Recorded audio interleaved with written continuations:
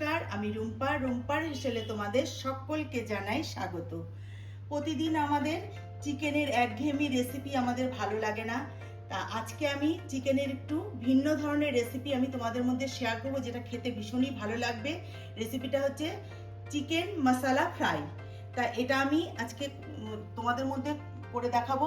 আশা করছি তোমাদের ভালো লাগবে। যদি ভালো লাগে একটা লাইক করে আমার চ্যানেলটিকে সাবস্ক্রাইব করে পাশে থেকে যেও। তা বন্ধুরা, আজকে আমি যে রেসিপিটি করছি সেটা চিকেন মশলা ফ্রাই। তার জন্য সবার প্রথমে আমাকে চিকেনটাকে ম্যারিনেট করতে হবে। তার জন্য দেখো আমি এখানে বোনলেস চিকেন নিয়ে নিয়েছি।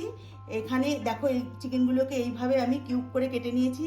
মুরগির যে বুকের অংশটা হয় সেটাই আমি নিয়ে কেটে নিয়ে ভালো করে ধুয়ে জল ঝরিয়ে নিয়েছি। এবার আমি এখানে ওজনে প্রায় 300 থেকে 350 গ্রাম চিকেন আছে। তা সবার প্রথমে ম্যারিনেট করব। তার জন্য আমি এখানে দিয়ে প্রথমে দেব আমি টক দই।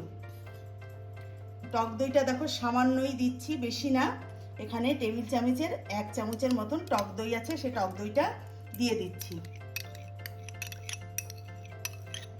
এটা কিন্তু রুটি, পরোটা বা নান সঙ্গে খাওয়ার জন্য একদম পারফেক্ট একটা রেসিপি। ভীষণই ভালো হয় খেতে, অপূর্ব মজাদার মানে একটা রেসিপি। এর মধ্যে দিয়ে দিচ্ছি 1 চামচ ধনে গুঁড়ো, 1 চামচ জিরে গুঁড়ো, হাফ চামচের মতো হলুদ গুঁড়ো, আর দেখতেই পাচ্ছ সামান্য একটু লাল লঙ্কার গুঁড়ো। এটা যেহেতু কাঁচা লঙ্কা দিয়েই এই রান্নাটা হবে, এই জন্য কাঁচা লঙ্কাটাই এর মধ্যে পড়বে। আমি সামান্য একটু কালারের জন্য দিলাম লাল লঙ্কার গুঁড়ো। আর এখানে আছে গোলমরিচের গুঁড়ো, এটাও আমি হাফ চামচের থেকেও কম দিয়েছি। এবার আমি এর মধ্যে দেবো সামান্য একটু লবণ। লবণটা এখন আমি বেশি দেবো না, পরে আমি ব্যবহার করব। লবণটা একটু সামান্যই দিলাম। এবার আমি এর মধ্যে দেব আদা, রসুন আর হচ্ছে কাঁচা লঙ্কা বেটে রেখেছিলাম। 4টে কাঁচা লঙ্কা দিয়েছি, ঝালটা তোমরা তোমাদের পছন্দ মতো দেবে। আদা রসুনের পেস্টটা আমি দিয়ে দিচ্ছি, সম্পূর্ণটাই আমি এর মধ্যে দিয়ে দেবো, যেহেতু আমি এর পরে আর কোনো আদা বা রসুন ব্যবহার করব না। এবার আমি এটা ভালো করে মেখে নেব।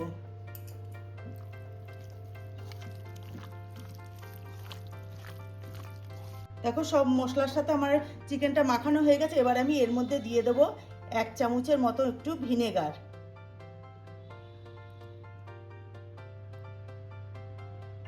দিয়ে দিলাম একটু ভিনেগার আর সামান্য একটু তেল দেবো। এখানে আমি সাদা তেল ব্যবহার করছি, রান্নাটা কিন্তু সাদা তেলেই হবে, অর্থাৎ রিফাইন্ড অয়েলে। তা তোমরা কিন্তু রিফাইন্ড অয়েল দিয়েই রেসিপিটা তৈরি করবে। সরষের তেল দিলে কিন্তু এখানে ভালো লাগবে না। এবার আমি এটাকে আধা ঘন্টার জন্য এইভাবে ঢেকে রেখে দেবো। তোমাদের হাতে সময় থাকলে এটা কিন্তু 1 ঘন্টাও রাখতে পারো। আধা ঘন্টা পরে আমি আবার ফিরে আসছি। দেখো আমি ঢাকনা দিয়ে ঢেকে চিকেনটা আমি আধা ঘন্টার জন্য রেখে দিয়েছিলাম। আমার হাতে যেহেতু সময় নেই তাই আমি আধা ঘন্টা রেখেছি, কিন্তু তোমাদের হাতে সময় থাকলে তোমরা কিন্তু 1 ঘন্টা রেখে দেবে, তাহলে কিন্তু চিকেনটা আরও বেশি ভালো সফট হবে। এই দেখো হয়ে গেছে। এবার আমি রেসিপিটা তৈরি করার জন্য চলে যাব গ্যাসের কাছে। দেখো চিকেনটা রান্না করার জন্য গ্যাস ধরিয়ে আমি প্যান বসিয়ে দিয়েছি। তার মধ্যে সাদা তেল দিয়ে দিয়েছি পরিমাণ মতো। এটা কিন্তু সাদা তেলেই রান্নাটা হবে, পরিমাণ মতো দিয়ে দিয়েছি। তেল গরম হয়ে গেছে, আমি এর মধ্যে দিয়ে দিচ্ছি কুচনো পেঁয়াজ। আর সামান্য 4টে রসুনকে আমি একটু কুচিয়ে নিয়েছি, এটা আমি দিয়ে দিলাম। খুবই হালকাভাবে ভাজবো, কাঁচা গন্ধটা চলে যাওয়া অবধি।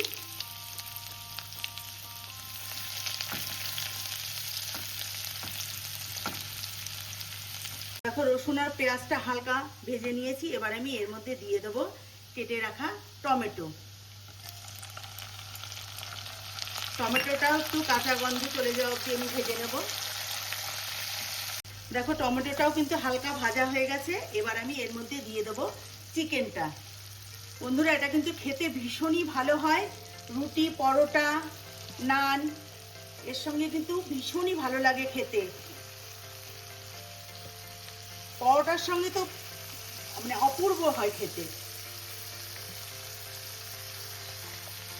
এবার আমি চিকেনটাকে ভালো করে টমেটো, পেঁয়াজ, রসুন এর সঙ্গে ভালো করে আমি কষিয়ে নেব। এর মধ্যে মশলা বলতে কিন্তু আর কোনো মশলা পড়বে না, পরবর্তীতে আমি এর মধ্যে ক্যাপসিকাম আর পেঁয়াজ ব্যবহার করব। এইভাবেই নেড়ে চেড়ে চিকেনটাকে আমি ভালো করে কষিয়ে নেব। দেখো চিকেনটা কিছুক্ষণ কষানো আমার হয়ে গেছে। এবার আমি এটাকে নেড়ে চেড়ে আমি ঢাকনা দিয়ে ঢেকে আমি চিকেনটা এখন রান্না করব, কারণ চিকেনটা সিদ্ধ হতে হবে। এই জন্য যেহেতু এর মধ্যে কোনো রকম জল পড়বে না, এই জন্য আমি এটাকে ঢাকনা দিয়ে ঢেকে আমি রান্নাটা করব। আর আমি তখন ম্যারিনেশনের সময় আমি এর মধ্যে অল্প লবণ দিয়েছিলাম, এখন আমি বাদ বাকি যে লবণটা লাগবে সেটা আমি দিয়ে দিচ্ছি। এর থেকে বেশি আমি দেব না, কেননা শুকনো শুকনো হবে এটা, এটা কিন্তু কোনো রকমের গ্রেভি হবে না।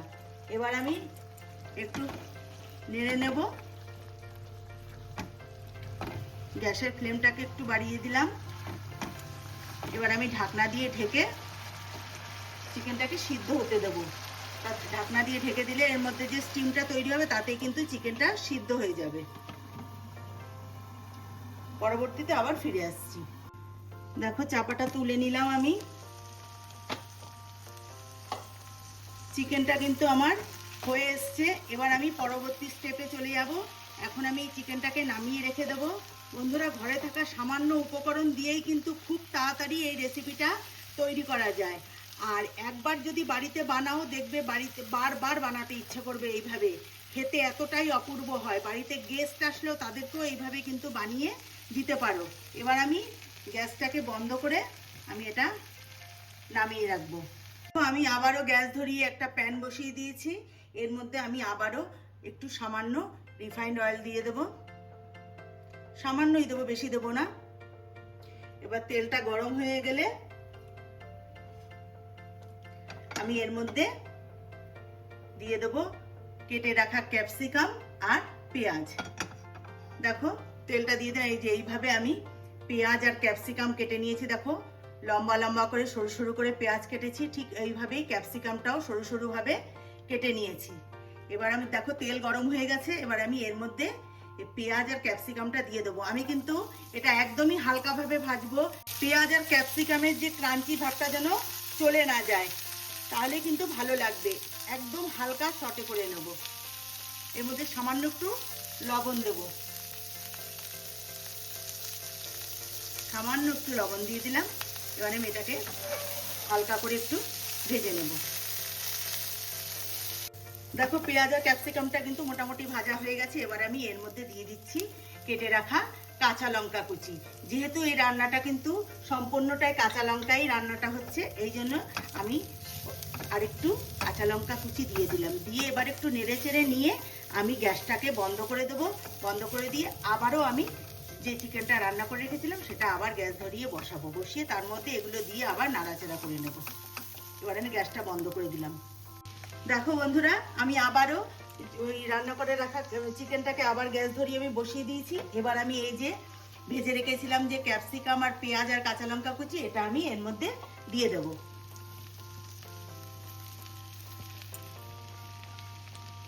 এটা খেতে এতটাই অপূর্ব হয়, না বানিয়ে খেলে বুঝতে পারবে না। অবশ্যই একবার বাড়িতে বানিয়ে খেয়ে দেখবে, একবার বানালে বারবার বানাতে মন চাইবে। এবার আমি সবকিছু চিকেনের সাথে এই পেঁয়াজ আর ক্যাপসিকামটাকে ভালো করে মিশিয়ে নেব। এটা বাড়িতে গেস্ট এলে পরে তোমরা যারা রুটি বা পরোটা খাও, তারা কিন্তু রুটি পরোটার সঙ্গে এটা বানিয়ে কিন্তু রাতের ডিনারে সার্ভ করতে পারবে। অপূর্ব হয় খেতে, দুর্দান্ত স্বাদ হয়। আমার ছেলের তো এই রেসিপিটা ভীষণই পছন্দের। যখনই আমি রাতে রুটি খাওয়ার জন্য ওর জন্য করি, ও তো একদম আনন্দে একেবারে কি বলবো তোমাদের, এতটা খুশি হয় বলার নেই ভাষা।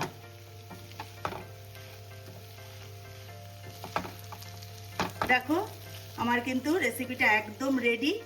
আমি এবার গ্যাসটা বন্ধ করে নিয়ে তোমাদেরকে নামিয়ে নিয়ে দেখাচ্ছি। দেখো কালার কিন্তু এইরকমই আসবে, বেশি কিন্তু কালারফুল হবে না। যেহেতু আমি এখানে কোনো শুকনো লঙ্কা বা লাল ওই কাশ্মীরি লঙ্কার গুঁড়ো আমি ব্যবহার করিনি, শুধু কাঁচা লঙ্কার উপরেই রান্নাটা করেছি, এই জন্য এর কালারটা কিন্তু ঠিক এইরকমই হবে। তাহলে আবার আমি এবার একটা প্লেটে উঠিয়ে নিয়ে তোমাদেরকে দেখাচ্ছি।